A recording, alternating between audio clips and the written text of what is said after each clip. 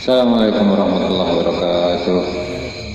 Bismillahirrahmanirrahim. Wassalamu ala Rasulillah Muhammad ibn Abdullah wa ala alihi wa sahbihi wa ala wala hawla wala quwwata illa billah. Nawaitu ta'lim wa nafal intifa' wa dzikr wa tadhkir wal ifadata wal istifada wal hatta ala tamassuki bi kitabillahi wa sunnati rasulih wa du'a ila al-huda wa dalalata ala al-khair ibtigha'a wajhihi wa qurbihi wa thawabihi subhanahu wa ta'ala. Rabbi shrah li sadri wa yassir li amri wahlul 'uqdatam min lisani yafqahu qawli. Amma ba'du. Para hadirin yang dimuliakan Allah Subhanahu wa taala, alhamdulillah pada malam hari ini kita masih diberi kesehatan, kesempatan, kekosongan oleh Allah taala sehingga kita bisa bersama-sama mengaji, bersama-sama belajar kitab Al-Hikam karya Imam Ibnu Athaillah As-Sakandari yang disusun ulang oleh Syekh Ali Ibnu Husamuddin Al-Muttaqi Al-Hindi dalam kitabnya An-Nahjul Atam fi Tawdihil Hikam. Dan kita masih dalam bab adabud doa, dan sebelum kita mulai mari kita hadiahkan Al-Fatihah kepada mu'alliful kitab, semua ulama, semua syurah, semua guru-guru kita, semua orang tua kita al-hadiniyah. Walau kulli niyatin salihah wa lam nawa bihi aslafuna salihun wa ila hadratin Nabi Muhammad sallallahu alaihi wasallam. Al-Fatihah. A'udzubillahi minasyaitonir rajim. Bismillahirrahmanirrahim. Alhamdulillahirabbil alamin arrahmanir rahim maliki yaumiddin. Iyyaka na'budu wa iyyaka nasta'in ihdinas siratal mustaqim siratal ladzina an'amta 'alaihim ghairil maghdubi 'alaihim waladdallin. Amin. Pulpen. Qala al-musannif rahimahullahu ta'ala Syekh Ali ibn Husamuddin Al-Muttaqi Al-Hindi wa Syekh Ibnu Athaillah As-Sakandari rahimahullahu ta'ala. Babu adabid du'a ila an qal mata atlaqa lisanaka bit talab fa'lam annahu yuridu an yu'tiyaka. Mata kapan atlaqa nguculaken sapa Allah lisanaka ing lisan sira bitalabi kelawan keinginan, kelawan pengarep. Fa'lam mongko weruh sapa sira annahu ing temen setuhune kelakuan iku yuridu iku karep sapa Allah an yu'tiyaka ing yen to maringi sapa Allah ing sira. Mata atlaqa lisanaka bitalab fa'lam annahu yuridu an yu'tiyaka. Kapanpun ketika Allah Ta'ala itlaq melepaskan lisanmu untuk meminta kepada Allah, maka ketahuilah bahwa Allah Ta'ala itu ingin memberimu.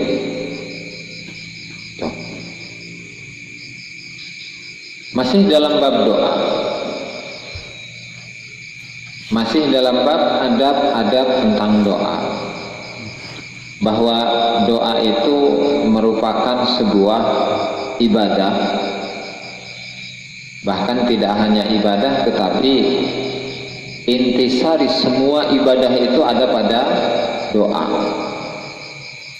Yang kemudian dalam doa atau dalam ibadah apapun, semua ibadah apapun, apalagi doa, ketika kosong dari adab, maka ibadah tersebut ya hukumnya seperti jasad tanpa ruh, jasad tanpa nyawa, sebagaimana yang dikatakan oleh Syekh Abdul Wahab Asy'arani rahimahullahu ta'ala. Beliau mengatakan bahwa semua ibadah jika tidak dibarengi dengan adab, ya maka ibadah itu sama saja kosong. Nah, sehingga tidak hanya ibadah, bahkan doa itu harus memiliki adab-adab yang harus dilaksanakan. Ya mulai dari pakaian gitu kan, kemudian badannya bersih, pakaiannya bersih dan wangi, kemudian tempat sholat ruangan yang digunakan untuk berdoa dan seterusnya, ya maka adab-adab itu berlaku. Nah sehingga nanti ketika dalam hikmah yang kedua yang insya Allah akan kita bahas, yang akan kita pelajari pada malam hari ini, itu tentang ketika seseorang itu terlambat diijabah doanya, itu jangan menuntut doanya, tetapi yang dituntut itu adalah adabnya. Itu nanti. Nah sehingga karena semuanya itu memiliki adab, semua ibadah memiliki adab dan doa itu memiliki adab, maka yang kita harapkan dari Allah Subhanahu wa taala itu adalah kita bisa melaksanakan adab, terutama adab kepada Allah taala ketika kita beribadah. Gitu. Maka dalam hikmah ini atau hikmah-hikmah sebelumnya dijelaskan bahwasanya permintaan yang paling besar di sisi Allah Subhanahu wa taala yang harus dilantunkan oleh para hamba-hambanya itu bukanlah keinginan-keinginan yang sifatnya syahwat atau keinginan-keinginan yang sifatnya hawa nafsu, tetapi lebih kepada apa? Lebih kepada al-ma'rifah, pengenalan, berkenalan, berdekatan, bercinta dengan Allah Subhanahu wa taala. Makanya dalam kisah Sayyidah Rabi'ah al-Adawiyah, ketika beliau itu dilamar oleh Sayyiduna Al-Hasanul Basri, Al-Hasan ibnu Abil Hasan Al-Basri, yang beliau itu merupakan seorang tokoh sufi yang besar di masanya, bahkan termasuk salah satu dari al-fuqaha us-sab'ah yang ada di kota Madinah. Beliau itu juga merupakan anak susuan dari salah satu istri Rasul, kalau tidak salah Ummu Habibah. Beliau itu pada suatu hari melamar kepada Sayyidah Rabi'ah al-Adawiyah, dan Sayyidah Rabi'ah al-Adawiyah itu adalah seorang perempuan yang termasuk waliyatullah, seorang kekasih Allah Ta'ala, seorang perempuan yang menjadi kekasih Allah Subhanahu wa Ta'ala. Di awalnya beliau mengatakan, wahai Rabi'ah al-Adawiyah, bersediakah engkau untuk menjadi istriku, kata Sayyidina Hasan al-Basri.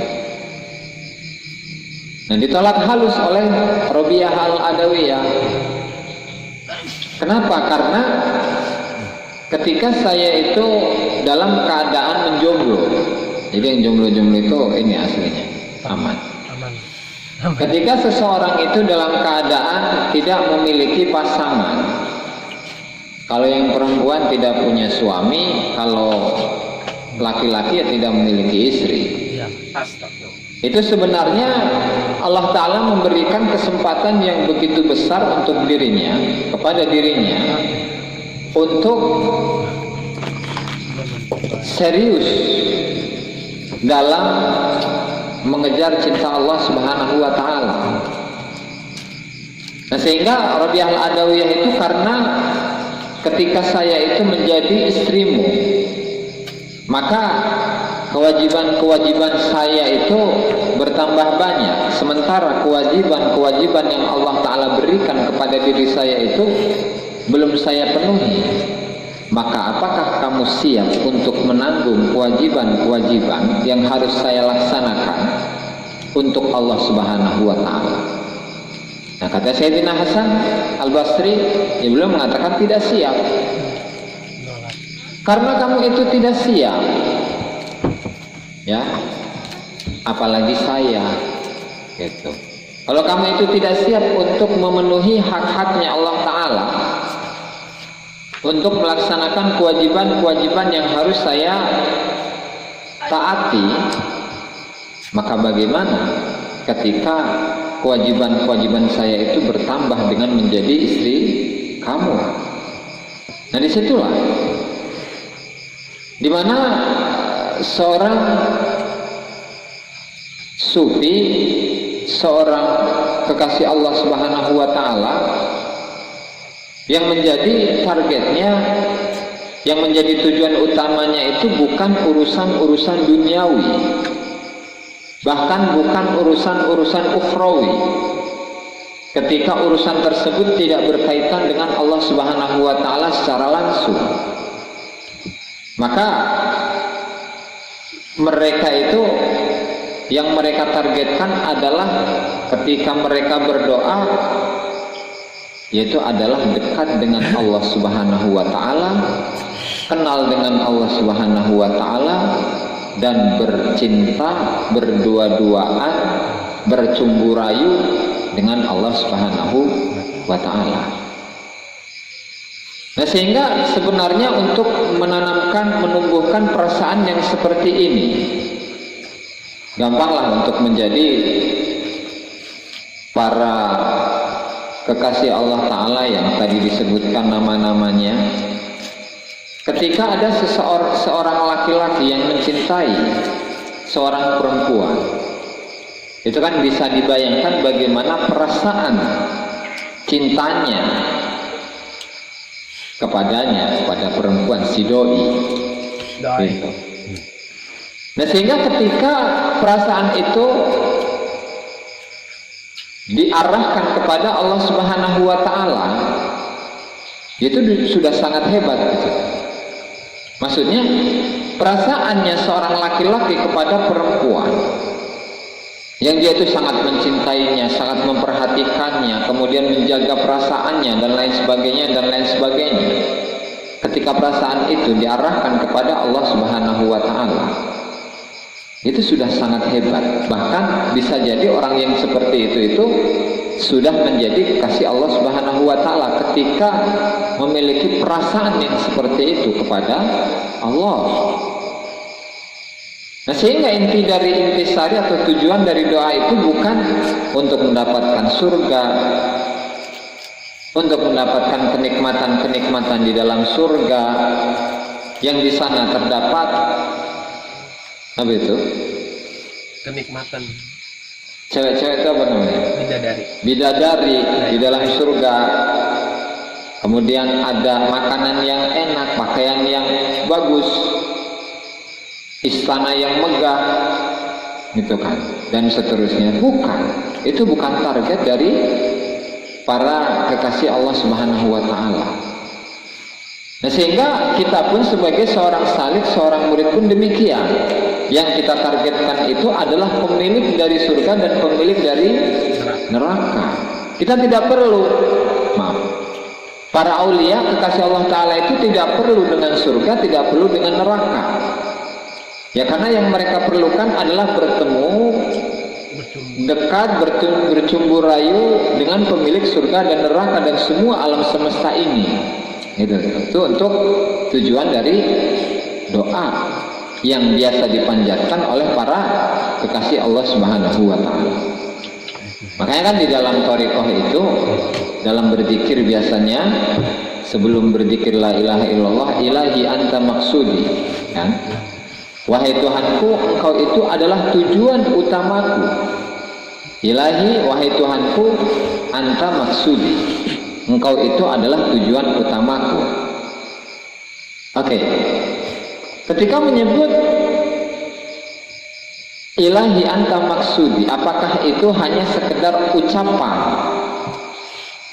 Hanya sekedar ucapan, ya Allah engkau adalah tujuan utamaku, sementara dalam menjalani kehidupan dunia itu yang dia kejar-kejar adalah cewek terus kan gitu. Siapa bos siapa?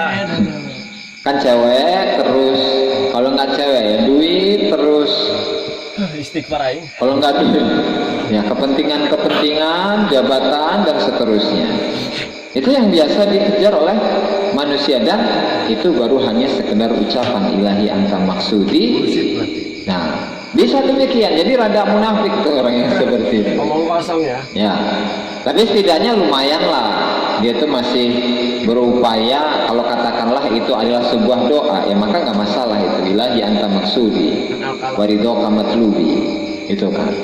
Tetapi ketika perasaan itu sudah menjadi atau sudah meresap ke dalam rasa, meresap ke dalam kalbu, ke dalam jiwa, itu kan berarti keren gitu tuh, bener-bener ilahi anta maksudi itu jujur, ya kan? Kalau kita kan masih itulah, masih omong kosong, bullshit gitu. Ilahi anta maksudi waridoka matlubi a'tini mahabbataka waridoka ma'rifataka dan seterusnya. Ya kita masih berpura-pura gitu kan.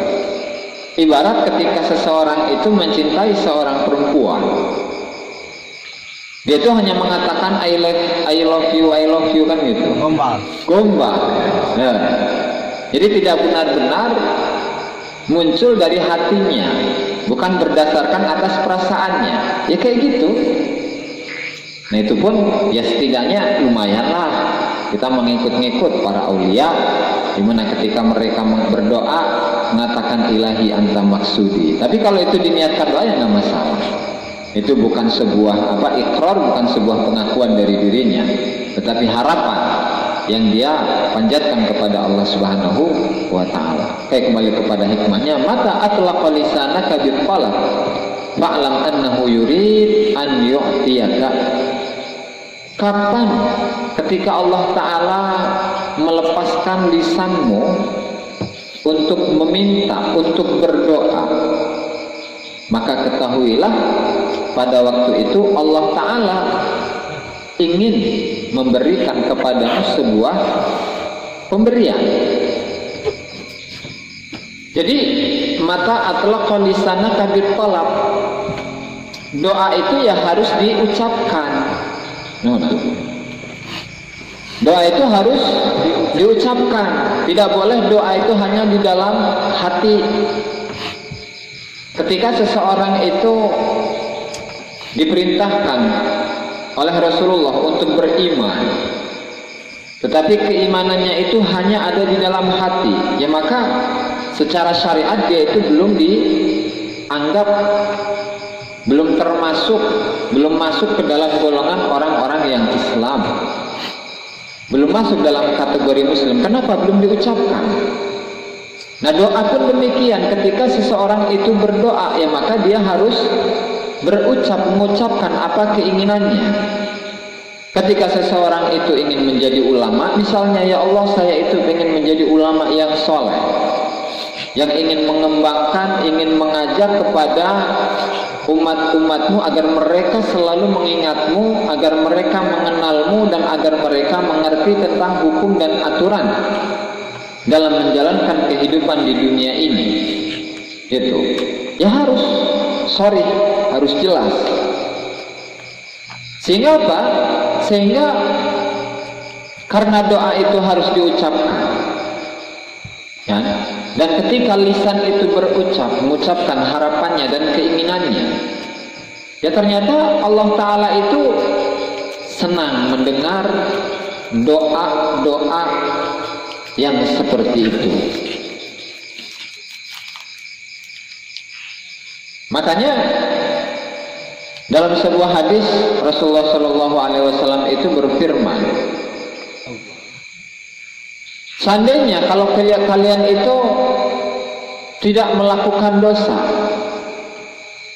maka saya akan menghancurkan kalian dan saya akan mengganti kalian dengan umat yang lain yang kemudian mereka itu melakukan dosa, kemudian bertobat, melakukan dosa lagi, tobat lagi, dan seterusnya. Ya maksudnya apa? Allah Ta'ala itu sangat merindukan panjatan doa dari para hamba-hambanya. Karena apa? Ya karena Allah Ta'ala itu sangat senang ketika melihat seorang hamba yang benar-benar tulus, yang benar-benar murni ketika menginginkan sebuah harapan di dalam diri seorang hamba itu. Makanya karena berdoa itu hukumnya adalah sangat dianjurkan oleh Allah dan Rasulnya, maka sebagian ulama mengatakan bahwa doa itu hukumnya wajib. Bahkan doa itu adalah mukhul ibadah, intisari daripada ibadah. Itu kan? Nah sehingga ketika kita berdoa jangan sampai nggak diucapkan oleh lisan kita, hanya cukup dengan hati yang mengucapkan, atau hanya merasa cukup dengan lintasan-lintasan hati kita saja, tidak. Gitu. Banyak dalil harus ada ungkapan gitu kan. Jadi meskipun pelan gitu, yang mendengarnya hanya diri kita sendiri itu nggak masalah. Tapi setidaknya di situ ada suaranya, gitu, ada suara. Ya Allah, yang kawin. Maka mata atlaqa lisanaka biqalat fa'lam annahu yurid an yu'tiyaka.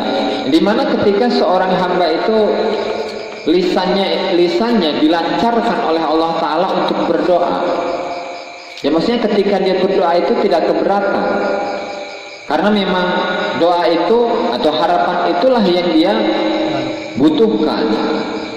Ada seseorang yang menginginkan, ya Allah saya itu pengen nikah, pengen kawin gitu, karena udah lama ini, udah umurnya gitu, meskipun modal belum ada.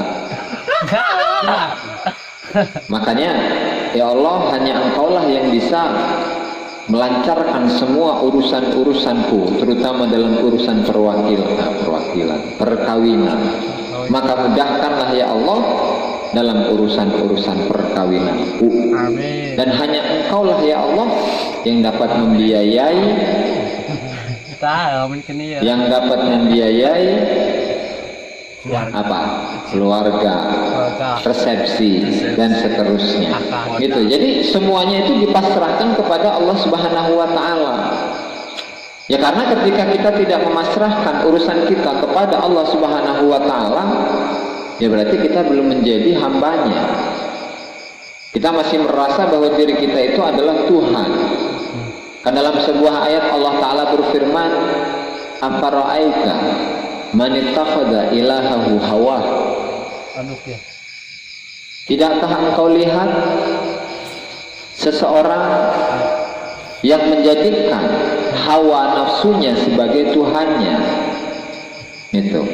Dia merasa tidak diurusi oleh Tuhannya, merasa tidak disayangi oleh Tuhannya, tidak diperhatikan oleh Tuhannya, tidak diberi rizki oleh Tuhannya, ya sehingga dia akhirnya itu merasa bahwa dia tidak perlu dengan adanya Tuhan. Kan parah orang yang seperti ini, gitu ya. Oleh karenanya doa min jumlatil asbabil adiyah. Jadi doa itu merupakan sabab-sabab secara adat, sebagaimana kal harfi wad-dawa, seperti orang yang menanam dan obat, wa tazawwuji fil waladi wa ghairi dzalik. Jadi doa itu adalah sebab, Doa itu sebab. Jadi kalau dalam hikmah yang pertama itu di hikamnya, iradatu tajrid ma'a iqamatillah iyyaka fil asbab minasyahwatil khafiyah, wa iradatukal asbab ma'a iqamatillah iyyaka fil tajrid inhitatun anil himmatil aliyah. Itu ya. Jadi yang diantara sebab itu adalah doa. Sebagaimana seseorang ketika ingin mendapatkan hasil panen dari ladangnya, itu harus melalui penanaman bercocok tanam terlebih dahulu, menanam, menyiram, memupuk, menyiangi, merawat, yang akhirnya panen. Doa pun sama seperti hal yang demikian. Sebagaimana seseorang yang ingin memiliki keturunan, ingin memiliki anak, sementara dia itu nggak mau nikah, kan gambar orang yang kayak gini. Emang sama dengan Nabi Adam? Ya beda. Sehingga orang yang memiliki keturunan, orang yang ingin memiliki keturunan itu ya harus nikah. Dan sebab itu sama.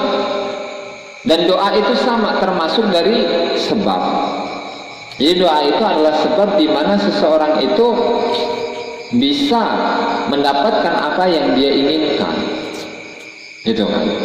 Nah sehingga seperti yang telah diuraikan sebelumnya bahwasannya doa itu adalah jumlah dari sebab-sebab, sebagaimana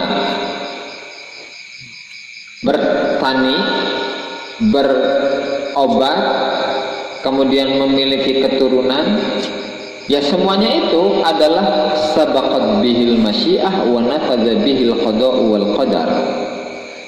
Ya semuanya itu menyesuaikan dengan qada dan qadar yang telah ditentukan oleh Allah Subhanahu wa taala. Di sisi lain bahwa doa itu adalah fama baqiyad du'a illa izharan lil faqh. Doa itu adalah menyatakan atau pernyataan dirinya bahwa dirinya itu adalah seseorang yang fakir, orang yang tidak punya. Kemudian wa ibqa'an li rasmil ubudiyah, dia mengaku sebagai seorang hambanya Allah Subhanahu wa taala. Bukan la talaban li husuli ma lam yakun, bukan untuk meminta supaya sesuatu yang tidak ada itu menjadi ada. Ya, jadi ketika kita itu diberi rezeki oleh Allah Subhanahu wa taala, yaitu bukan oleh doa kita, bukan. Kemudian ketika Allah taala itu ingin memberi seseorang misalnya tanah, ingin memberi uang, ingin membeli rumah, ingin membeli mobil, ingin mendapatkan jabatan dan seterusnya. Kemudian apakah doa itu yang menjadi sebab utama dicapainya hal-hal yang itu tidak sama sekali. Ya karena itu sudah sudah menjadi ketentuan Allah di alam azali. Yang kemudian doa itu adalah pengakuan dari seorang hamba bahwa dirinya adalah seorang hambanya Allah Ta'ala. Penghambaan diri kepada Allah Subhanahu wa Ta'ala secara totalitas itu diantaranya adalah dengan berdoa. Makanya Allah Subhanahu wa Ta'ala itu sangat menyukai, sangat mencintai orang-orang yang mau berdoa, gitu ya. Ya karena memang hukum azali itu tidak bisa ditambahkan dengan sabab-sabab yang diantaranya itu doa. Karena sebagian orang dia bukan bergantung kepada Allah Subhanahu wa Ta'ala, tetapi bergantung kepada sebab. Contohnya, kalau saya nggak kerja maka Allah Ta'ala nggak ngasih rezeki ke saya. Kalau saya itu nggak bertani, nggak menanam, kemudian nggak keluar rumah, maka dari mana saya akan memberikan rezeki kepada anak-anak saya, kepada anak dan istri saya? Ketika seseorang itu tidak pergi ke kantor, maka dari mana saya itu bisa menafkahi anak dan istri? Banyak dari komentar-komentar saudara-saudara kita yang mengucapkan demikian. Padahal nggak seperti itu. Yang namanya rezeki itu sudah dibagi oleh Allah Ta'ala. Qada dan qadarnya Allah Subhanahu wa Ta'ala itu sudah menentukan berapa rezeki fulan, berapa rezeki si A, berapa rezeki si B, kekayaan yang dimiliki itu berapa, ya kan? Kemudian anaknya berapa dan seterusnya. Semuanya itu sudah ditentukan oleh Allah Subhanahu wa Ta'ala. Dan kemudian kenapa harus berdoa?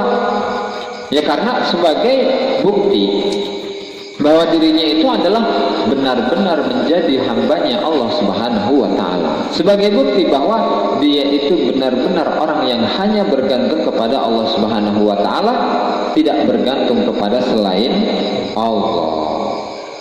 Maka dalam sebuah hadis Rasulullah Shallallahu Alaihi Wasallam bersabda, "Man u'tiyad du'a lam yuhramil ijabah." Barang siapa yang diberi doa, ya maka dia tidak akan dihalangi dari ijabah. Seseorang yang diberi doa oleh Allah Ta'ala, maka dia tidak akan dihalangi ijabahnya oleh Allah Ta'ala.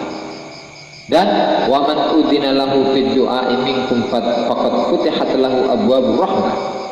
Dan barang siapa yang diberi izin oleh Allah Ta'ala untuk berdoa, maka pintu-pintu rahmat itu dibukakan kepadanya.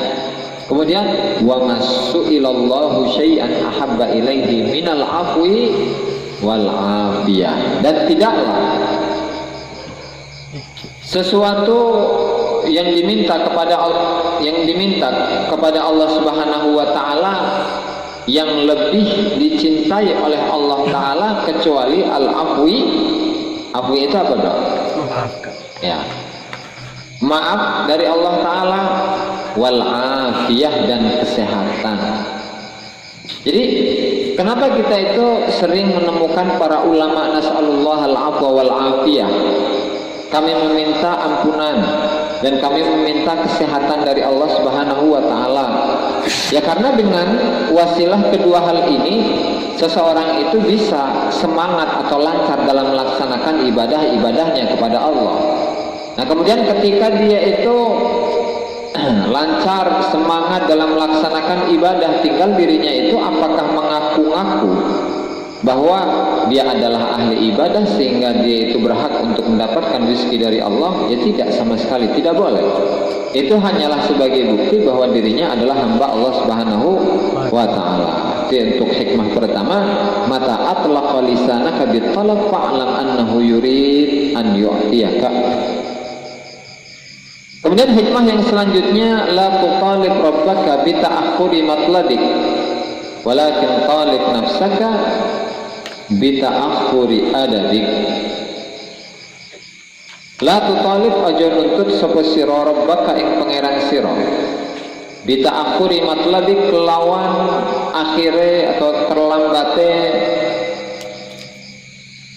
keinginan apa matladik, harapan pengarepan sira. Walakin lan tetapi nya talib nuntutos sapa sira nafsaka ing awak dhewe ni sira bita akhuri adadik kelawan keterlambatane adab sira. Dalam hikmah ini, la tutalib nafsaka la tutalib rabbaka bita akhuri matlabi.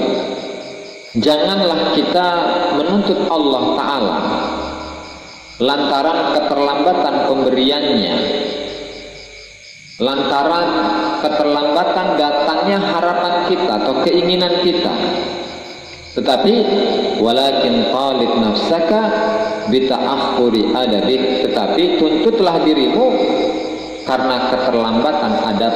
Ini yang tadi sedikit saya singgung pada bagian awal tadi, di mana kita itu jangan sampai menuntut Allah Ta'ala lantaran kita sudah berdoa selama bertahun-tahun, kita sudah berdoa selama berbulan-bulan, bertahun-tahun, belasan tahun, bahkan puluhan tahun, tapi ternyata Allah Ta'ala belum mengijabah atau menurunkan apa yang kita inginkan dari Allah Ta'ala.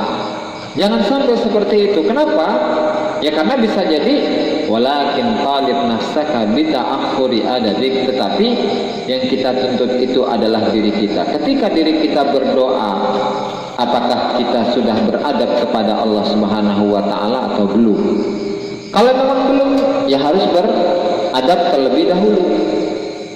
Gitu. Nah, sehingga kata Syekh Ibnu Ajibah rahimahullahu taala, kata beliau, idza talabta syai'an thumma ta'akhkhara zuhuru dzalikal matlab fa inna ma dzalika lima fataka min husnil adab. Ketika kamu itu atau kita itu meminta sesuatu dari Allah Ta'ala, kemudian sesuatu yang kita minta itu tidak kunjung datang, maka jangan terburu-buru menyalahkan Allah Ta'ala, menuntut Allah Ta'ala, kemudian bundung. Apa bundung itu di sini, saya ngambek, nggak mau lagi berdoa. Saya mah sudah berdoa selama sekian tahun, tapi ternyata belum diijabah juga oleh Allah Ta'ala. Ya pertanyaannya, kamu ketika berdoa, adab kepada Allah Ta'ala ketika berdoa itu seperti apa? Tidak hanya adab zahir, tetapi adab batin. Makanya fa inna madzalika lima fataka min husnil adab. Keterlambatan permintaan itu dikarenakan kurang adab kepada Allah. Walau lam yakun illa qasdu khususi dzalikal matlab fala tutalib rabbaka an yu'ajjila matlabaka bisadabi ta'akhurihi anka. Dan seandainya jika dia itu tidak memiliki harapan kecuali tidak memiliki tujuan, kecuali hanya sesuatu yang dia minta kepada Allah Subhanahu wa Ta'ala, ya maka jangan sampai kita itu menuntut Allah Ta'ala untuk segera mengijabah doa yang telah kita panjatkan. Karena ketika Allah Ta'ala itu ketika kita itu sudah beradab baik kepada Allah Ta'ala dalam berdoa, maka hajat kita itu akan dikabulkan oleh Allah Ta'ala, baik secara maknawi atau secara hissi, baik secara abstrak atau secara materi. Kalau yang kita minta itu adalah, ya Allah, saya ingin misalnya anak-anak saya menjadi orang-orang yang berhasil, atau seseorang yang memiliki cita-cita, ya Allah, saya itu ingin menjadi seorang ulama besar di Indonesia yang terkenal nasional bahkan internasional. Berdoanya selama bertahun-tahun, mulai dari umur 10 tahun sampai umurnya itu 40 tahun. Ya kan hebat, sudah 30 tahun dia berdoa. Tetapi belum kunjung diijabah oleh Allah Ta'ala. Ya maka ketika kita berdoanya itu menggunakan adab yang baik, ya maka hajatnya itu akan dikabulkan. Seandainya secara nyata, dalam kenyataannya itu belum dikabulkan, belum juga dia itu menjadi seorang ulama, ya setidaknya dia itu masih menjadi santri yang soleh, kan gitu, udah keren itu doa. Nah sehingga secara kenyataan meskipun belum menjadi seorang ulama, tetapi secara maknawi ya dia sudah mendapatkan faidah dari doa yang telah dia panjatkan selama ini, gitu. Nah sehingga apa sih yang dimaksud dengan doa, baiknya adab? Kan dari awal tadi menyebutkan adab yang baik kepada Allah Ta'ala ketika berdoa. Apakah hanya cukup dengan adab, dengan pakaian yang bersih, ya, kemudian dengan ruangan yang wangi, badan yang bersih, tempat sholat yang bersih, dan seterusnya? Ternyata tidak hanya itu, tetapi yang dimaksud adalah iktifa'uka bi'ilmihi. Kita merasa cukup atas ilmunya Allah Ta'ala. Maksudnya Allah Ta'ala itu sudah mengetahui apa yang kita butuhkan. Allah Ta'ala maha tahu tentang apa yang kita harapkan. Dan waridhaka bihukmihi, kita ridho, rela dengan hukum, dengan ketentuan yang Allah Subhanahu wa Ta'ala gariskan. 2, 3, wa'timaduka ala makhtarahu laka duna makhtartahu li nafsik li qillati ilmik wa qaddamina lakal ijabah fima yurid la fima turid wa fil waqtil ladzi yurid la fil waqtil ladzi turid. Nah sehingga intisarinya adab ketika berdoa itu ya jangan sampai kita memaksa Allah Ta'ala.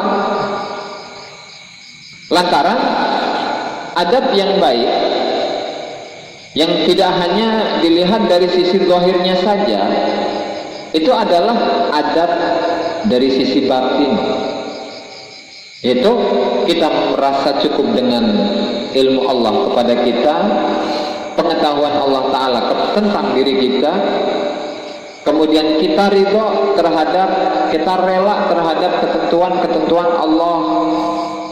Kemudian yang ketiga adalah kita hanya menyandarkan kepada apa yang menjadi pilihan Allah Subhanahu wa Ta'ala kepada kita. Ya karena memang dalam hikmah sebelumnya la yakun ta'akhur amadil ata ma'al ilhahi fid du'a mujiban liya'sik fa innahu dhamina lakal ijabah la fil waqtil ladzi yurid la fil waqtil ladzi turid fima yahtaruhu laka la fima takhtaruhu li nafsik. Jadi salah satu dari adab doa itu adalah hanya bersandar kepada pilihan Allah Ta'ala. Apakah Allah Ta'ala mau memberikan sesuatu yang kita minta atau tidak, yaitu haknya Allah. Kemudian waktunya kapan mau memberikan apa yang kita minta kepada Allah, Ya terserah Allah, mau waktu sekarang, setelah seminggu, setelah sebulan, setelah 2 bulan, setelah sekian tahun, ya itu bisa jadi. Jadi kita itu jangan menuntut Allah Ta'ala lantaran doa yang terus kita lantunkan itu belum juga diijabah oleh Allah Ta'ala. Ya karena seperti yang telah disebutkan bahwasanya Nabi siapa dok? Nabi Musa dan Nabi Harun, beliau berdua berdoa kepada Allah Ta'ala untuk menghancurkan Fir'aun. Karena Fir'aun itu adalah orang yang zalim, adalah orang yang berbuat kerusakan di alam dunia ini, sehingga Nabi Ibrahim, Nabi Ismail, Nabi Musa dan Nabi Harun itu ingin berdoa kepada Allah Ta'ala agar Allah Ta'ala menghancurkan Fir'aun. Tapi kapan diijabahnya? 40 tahun 40 tahun baru diijabah. Terus kisah dari Rasulullah Shallallahu Alaihi Wasallam ketika di awal mulanya berdakwah, beliau berdakwah ke daerah Taif yang dekat dengan Mekah. Beliau berdoa agar anak turunan mereka itu ada yang masuk Islam. Mereka mulai berbondong-bondong masuk Islam setelah kapan? Setelah Fathu Makkah. Kalau di Mekah itu Rasulullah dalam masa kerasulannya itu selama 13 tahun, dan di Madinah itu selama 10 tahun. Kalau di total 13 tahun. Ya kalau ibaratnya di awal-awal penduduk Mekah saja yang beriman kan hanya sedikit, tidak banyak. Ya, Rasulullah itu sudah mendoakan mereka agar mereka menjadi orang-orang yang beriman, orang-orang yang muslim. Gitu. Tetapi diijabah oleh Allah Subhanahu wa Ta'ala kapan? Ya setelah 20 tahun. Itu Rasulullah. Manusia yang paling mulia, manusia yang paling terbaik, makhluk yang terbaik di sisi Allah Ta'ala. Ketika berdoa tidak langsung diijabah, tapi ijabahnya kapan? Ijabahnya setelah 20 tahunan. Nah kita orang yang biasa, yang bukan siapa-siapa, ya, wali bukan gitu, bahkan orang yang banyak dosa, orang yang bergelimang dosa, dosanya udah nggak terhitung, kita mau, apakah kita mau disamakan dengan para nabi dan rasul? Jauh. Nabi dan rasul aja nungguin sampai 20 tahun sampai 40 tahun. Kita yang manusia biasa yang belepotan dengan dosa, pede amat. Doa kita itu langsung diijabah selama sekian minggu, sekian hari bahkan. Terlalu kepedean teman. Nah sehingga para wali-walinya Allah Ta'ala ketika mereka berdoa itu ya bukan karena mereka memiliki kebutuhan, bukan, tetapi karena talaban lil ubudiyah, mereka itu mencari penghambaan diri kepada Allah, dan sebagai bukti bahwa mereka itu adalah hambanya Allah Subhanahu wa Ta'ala. Dan juga mereka itu berdoa lantaran mentaati perintah Allah, karena Allah Ta'ala telah memerintahkan mereka untuk berdoa. Makanya Al-Imam sebagian solehin, sebagian aulia mengatakan, seandainya jika kalian itu terpaksa untuk berdoa, maka berdoalah kepada Allah, mintalah kepada Allah, yaitu al-ma'rifah, kenal, cinta dengan Allah Ta'ala, dekat dengan Allah Ta'ala, gitu ya. Dan ini adalah hikmah yang kedua dari hikmah yang kita baca pada malam hari ini. La tutalib rabbaka bita'akhuri matlabik walakin talib nafsaka bita'akhuri adabik. Tuh. Selanjutnya masya'nu wujudut talab. Masya'nu wujudut talab inna masya'nu anturzaqa husnal adab. Sama ini. Masya'nu ora utawi tingkah iku wujudut talabi anane atau wujude permintaan atau doa. Innama sya'nu angin pestine utawi tingkah iku anturzaqo iku yen den paringi rizki sapa sira husnal adabi ing baguse adab. Jadi kalau di awal pembahasan pertemuan kemarin khususnya, kan semua macam permintaan dari Allah Subhanahu wa Ta'ala itu mengandung penyakit, ya kan? Makanya kemarin disebutkan talabuka lahu ittihamun lahu. Kita meminta untuk Allah Ta'ala, permintaan kita dari Allah Ta'ala itu adalah tuduhan kepada Allah. Wa talabuka lahu, dan permintaanmu untuk usul ke Allah Ta'ala itu adalah ghaibatun minka anhu. Itu adalah kelenyapanmu dari Allah, ketidaktahuanmu tentang Allah. Nah, sehingga berbagai macam permintaan yang diajukan kepada Allah Subhanahu wa Ta'ala itu mengandung permasalahan atau mengandung penyakit. Nah, sehingga apa? Sehingga biasanya ketika kita itu berdoa ke Allah Ta'ala, biasanya itu mengandung syahwat, ada kandungan syahwat, ada kandungan hawa nafsu.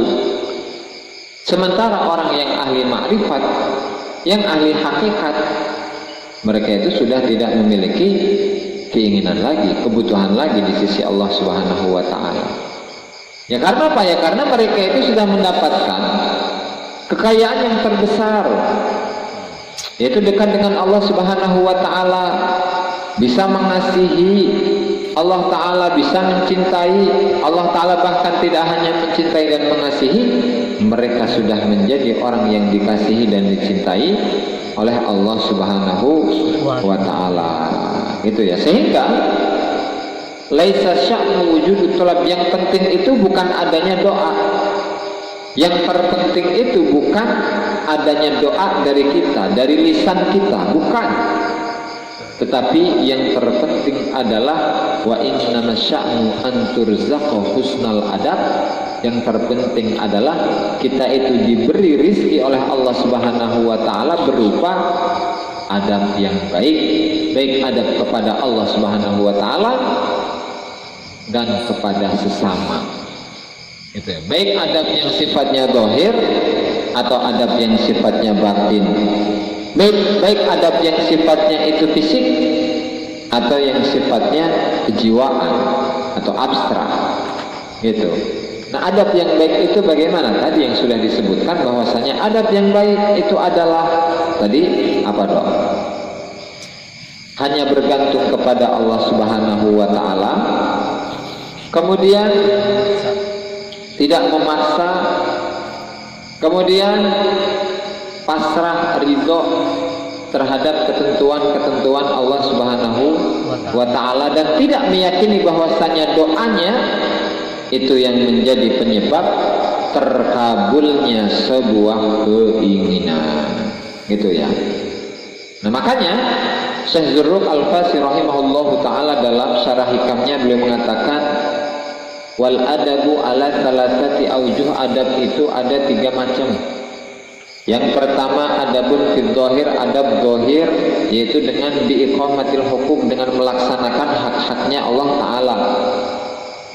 Dan adabul batin wa adabul batin bil i'rad an kulli makhluk, dengan memalingkan diri, memalingkan muka, memalingkan hati dari semua makhluk. Ya. Kemudian wa adabun fihima, adab fil zahir wal batin, yaitu bil inhiyazi ilal haq, yaitu dengan mendekatkan diri kepada Allah, wa dawam baina yadayhi ala bisati sidq, kemudian konsisten berada di hadapan Allah Ta'ala dengan modal kejujuran.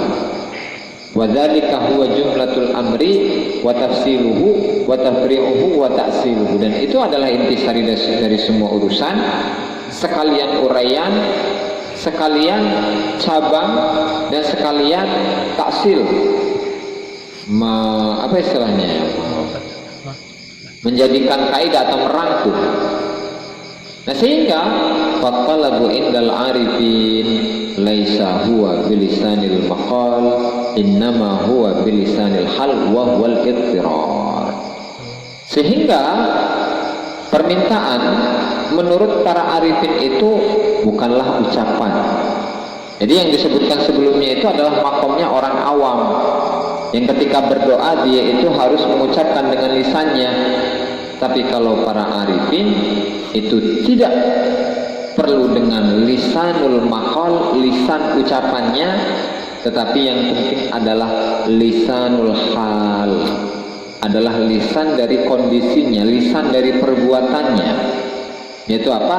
Al-iftirar, sangat dalam kondisi yang darurat, berada dalam kondisi darurat, jadi sangat terpojok, wa dhuhuruz zillati wal iftikhar, dan munculnya sifat kehinaan diri sendiri, dia merasa hina di hadapan Allah Ta'ala, wal iftikhar, dan dia merasa butuh kepada Allah Subhanahu wa Ta'ala. Sehingga dalam hikmah yang selanjutnya, masih 50 ini, ma tuliba minka syai'un mithlul ittirar wala asra'a bil mawahibi ilaika mithlu dhillati wal iftiqar.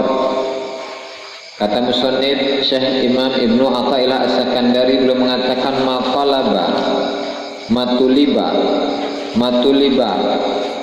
minka syai'un mithlul ittirar, matuliba ora den supre mingka saking sira apa syai'un suji-uji mithlul ittirar kang nyerupani ittirar, kondisi darurat.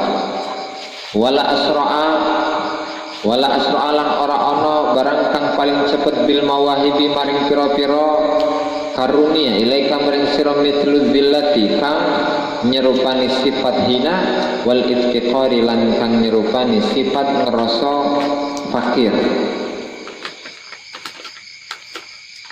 Kemudian hikmah selanjutnya berarti yang keberapa nih?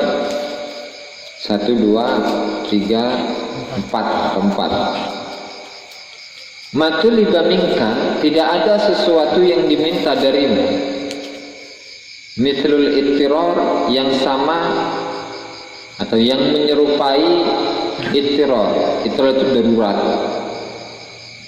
Ittirar itu apa? Wal ittiraru huwa alla yataqaddam al-abdu syai'an min nafsihi minal hauli wal quwwati, yaitu dia tidak mendahulukan sesuatu darinya, dari haul, dari daya, wal quwwah, dan kekuatan. Wala yara li nafsihi syai'an minal asbab ya'tamidu alaih, bahkan dan dirinya itu, dan dia tidak melihat dirinya memiliki atau mampu untuk melaksanakan sebab, atau dia memiliki sebab yang bergantung kepada sebab itu. Wa yakunu bi manzilatil ghariqi fil bahr, dan dia melihat dirinya seakan-akan tenggelam di dalam lautan. Wala yara li'iyanihi illa maulahu, dan dia tidak melihat yang dapat menolongnya kecuali Tuhannya. Jadi itu kondisi apa itu? Seseorang yang tenggelam di lautan dan dia tidak memiliki orang, tidak mendapati orang yang menolongnya seorang pun kecuali Tuhannya. Itu istilahnya apa itu? Apa itu istilahnya? Seseorang yang berada dalam kondisi yang sangat mendesakkan gitu. Maksudnya tidak ada sesuatu yang diminta dari kita. Allah Ta'ala itu tidak meminta sesuatu pun dari kita kecuali dalam keadaan terdesak, atau yang diminta itu adalah keadaan terdesak. Maksudnya ketika kita berdoa kepada Allah Subhanahu wa Ta'ala, ya kita pasrah, kita hanya bersandar kepada Allah Subhanahu wa Ta'ala, kita hanya mengharap kepada Allah Ta'ala seperti harapan kita ketika kita dalam keadaan tenggelam di lautan dan tidak ada seorang pun yang menolong kita kecuali Allah. Ya marada berarti memang, tapi ini adalah salah satu dari adab-adab ketika seseorang itu berdoa. Ya intisarinya, seseorang yang berdoa, adab-adab ketika berdoa itu diantaranya adalah merasa tadi hanya bergantung satu-satunya yang digantungkan itu hanyalah Allah Subhanahu wa ta'ala. Itu. Kemudian selanjutnya wala asra'a bil mawahibi ilaika, dan tidak ada sesuatu yang cepat dalam pemberi karunia-karunia yang datang kepadamu seperti al-zillah, merasa hina, wal iftiqar, dan merasa fakir, merasa tidak punya. Itu. Dan tidak ada suatu yang dapat atau sesuatu yang cepat, pemberian-pemberian Allah Ta'ala yang diberikan kepada manusia seperti ilmu-ilmu laduni, rahasia-rahasia ketuhanan. Hal itu tidak akan cepat mendatangi manusia ketika manusia itu belum memiliki dua sifat. Yang pertama adalah zillah, dia merasa hina. Dia merasa hina di hadapan Allah Subhanahu wa ta'ala. Di sisi lain, dia juga merasa hina di hadapan makhluk-makhluknya Allah Subhanahu wa ta'ala. Dalam sebuah cerita, Syekh Abdul Wahab Asy'arani rahimahullahu ta'ala, ketika beliau keluar dari rumahnya, keluar dari madrasahnya, keluar dari pesantrennya, dan ketika bertemu dengan orang-orang yang bekerja di pasar, orang yang berjualan di pasar, kemudian orang yang kuli ya, yang suka mengangkut atau ngangkatin barang-barang, atau orang yang memecah batu, tukang bangunan, atau orang yang bertani, bercocok tanam, atau pekerjaan-pekerjaan lainnya.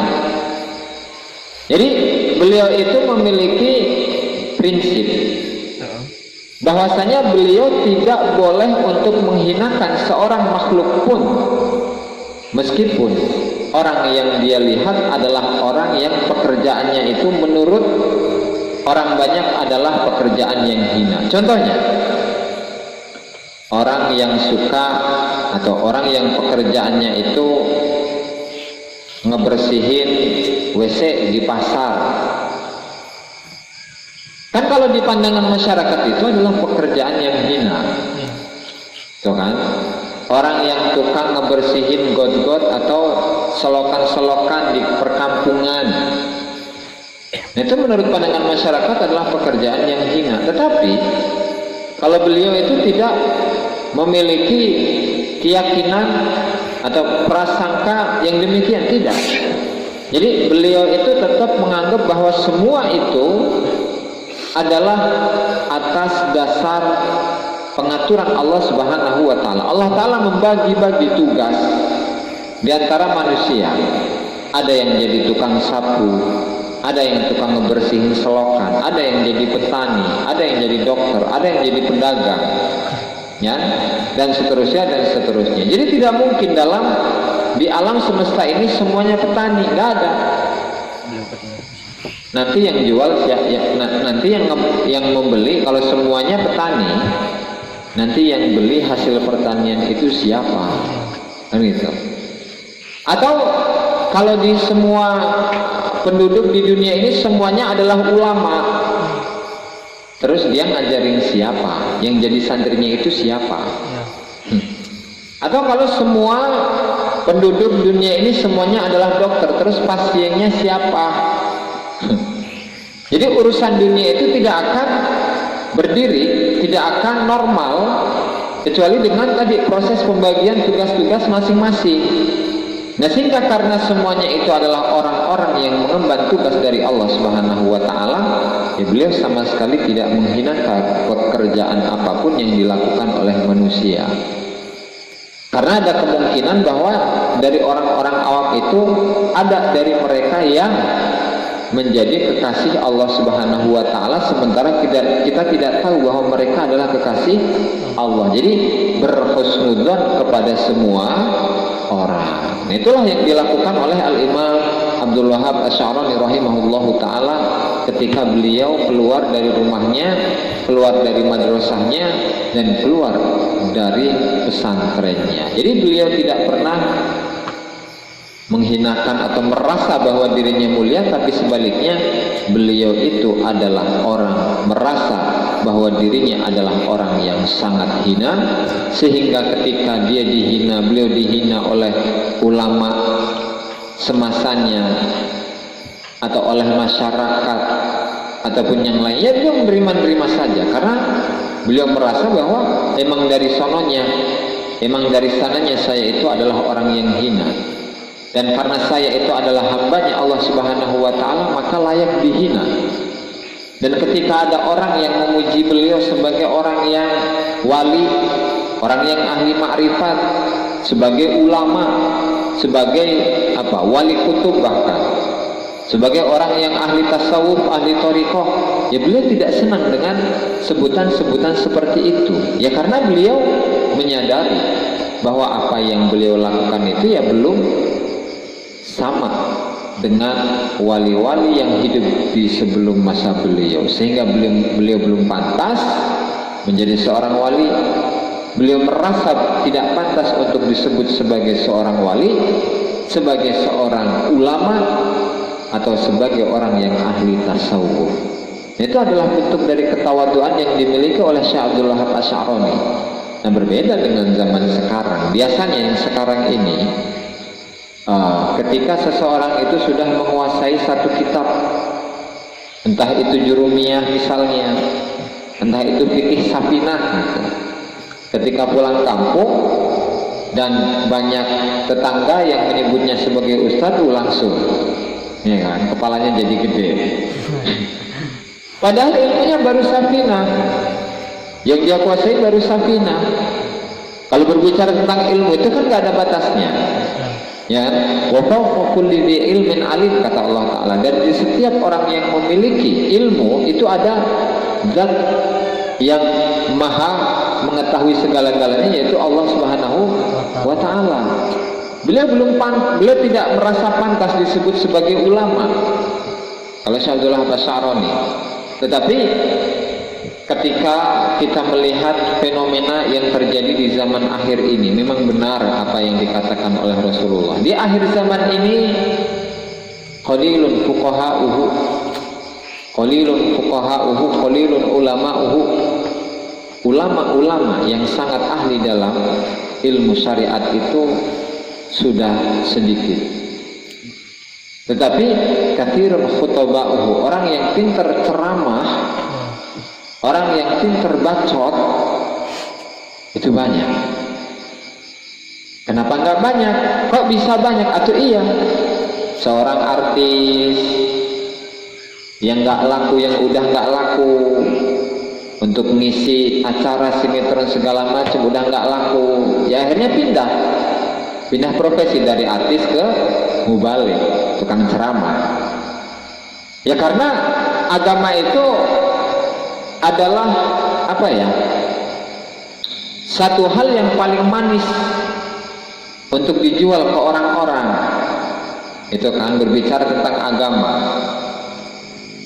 Sehingga dari mereka yang backgroundnya itu, latar belakangnya tidak ada agama sama sekali, ya bisa jadi ketika dia pintar mengolah kata, kemudian membuat para hadirin itu terpukau dengan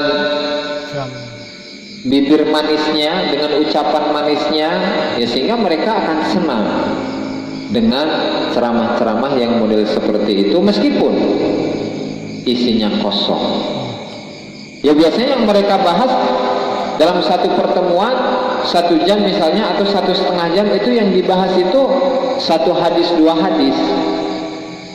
Sementara mending kalau isinya itu masih berkaitan dengan hadis itu, pembahasannya maulid, ya kan, ngebahasnya tentang pasar gitu, ngebahasnya tentang kemana-mana yang nggak ada kaitannya dengan hadis maulid gitu kan, ataupun yang lain, ya begitu. Nah, itulah fenomena yang terjadi yang sebelumnya sudah digambarkan oleh Rasulullah Shallallahu Alaihi Wasallam. Sementara ketertarikan masyarakat untuk pesantren itu sangat sedikit, sangat minim. Ngapain di pesantrenin? Masa anak saya di pesantrenin, terus pulang-pulang paling suruh tahlil, gitu kan? Paling suruh ngedoain mayit, mandiin mayit, kan gitu. Nah. Paling jadi tukang ceramah daripada pesantren, mendinglah sekolah jadi sarjana, keren. Habis jadi sarjana dia itu jadi pegawai, menjadi karyawan, kan gitu. Kan mending kalau pulang dari pesantren dia nggak bisa ngehasilin duit, tapi kalau pulang dari kuliah udah jadi sarjana dia bisa nyari duit. Emang yang dicari di dunia ini cuma duit? Kan gitu kan enggak. Jadi itu kesadaran masyarakat itu mulai berkurang tentang dunia kepesantrenan, tentang ilmu syariat. Ya, sehingga nanti pada ujung-ujungnya yang mereka menyesal mendapatkan hantaman sana sini dalam, misalnya dalam pernikahan, dalam rumah tangga ada permasalahan cekcok segala macam, ujung-ujungnya stres. Itu kan, yang aslinya jadi karyawan, yang aslinya jadi pegawai, terus karena dia mendapatkan permasalahan dalam keluarga terus keluar jadi pengangguran lagi ujung-ujungnya, yang nantinya tetap ujung-ujungnya adalah seseorang itu akan menyesal kenapa dia itu tidak mempelajari ilmu syariat semenjak awal, semenjak dia muda. Ketika sudah tua biasanya menyesal gitu. Nah, itu adalah tabiat manusia, di mana mereka itu selalu mengejar dunia tetapi lupa untuk mengejar Allah Subhanahu wa taala, dan beribadah itu hanyalah untuk menggugurkan kewajiban. Salat hanya salat karena bukan panggilan Allah Subhanahu, merasa terpanggil oleh panggilan Allah Subhanahu wa taala, tidak merasakan seperti itu. Zakat-zakat, puasa-puasa, ya, haji-haji, dan seterusnya. Bahkan jangankan dari kalangan awam, orang-orang yang pakar fikih, yang ahli dalam hukum fikih itu bisa masuk dalam kategori orang-orang awam. Ini ulama yang ahli fikih, yang pakar dalam fikih, yang mengetahui mazhab, mengetahui dalil, mengetahui perbedaan pendapat para ulama beserta dalilnya, beserta referensinya. Mereka itu bisa masuk dalam kategori orang awam. Kenapa? Ya karena yang mereka kejar itu bukanlah Allah. Mereka mengajarkan hukum, mengajarkan syariat. Tujuannya apa? Supaya dibilang bahwa dia adalah orang yang pintar, orang yang hebat, orang yang ahli dalam perdebatan. Bukan untuk Allah Subhanahu wa taala, bukan untuk mengejar cinta Allah, bukan untuk mengejar Allah, dan bukan untuk mengejar cinta Allah Subhanahu wa taala, dan bukan agar dia dicintai oleh Allah Subhanahu wa taala. Bahkan dia merasa bahwa dia adalah orang yang paling mulia di muka bumi ini lantaran mereka adalah pewaris, ahli waris dari para nabi. Para nabi menjelaskan syariat kepada umatnya, mereka pun demikian, sehingga mereka terlalu pede. Nah, inilah penyakit yang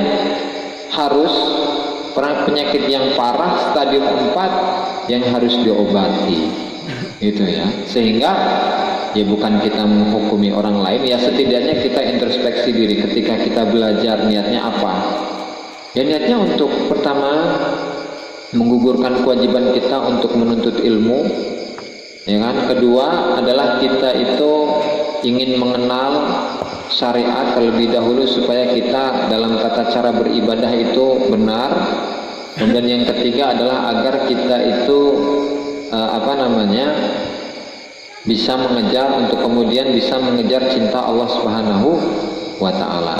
Jadi begitu ya prosesnya, bukan untuk menghakimi orang lain, menyalahkan orang lain, tetapi untuk introspeksi diri agar kita itu tidak menjadi orang-orang yang seperti itu. Rubbama dallahumul adab ala tarki talab i'timadan ala qismatihi wa ishtighalan bi dzikrihi an mas'alatihi wallahu taala a'lam bissawab. Demikianlah para hadirin yang dimuliakan Allah Subhanahu wa taala, pengajian pada malam hari ini mudah-mudahan bermanfaat bagi kita semua dan semoga kita bisa mengamalkannya.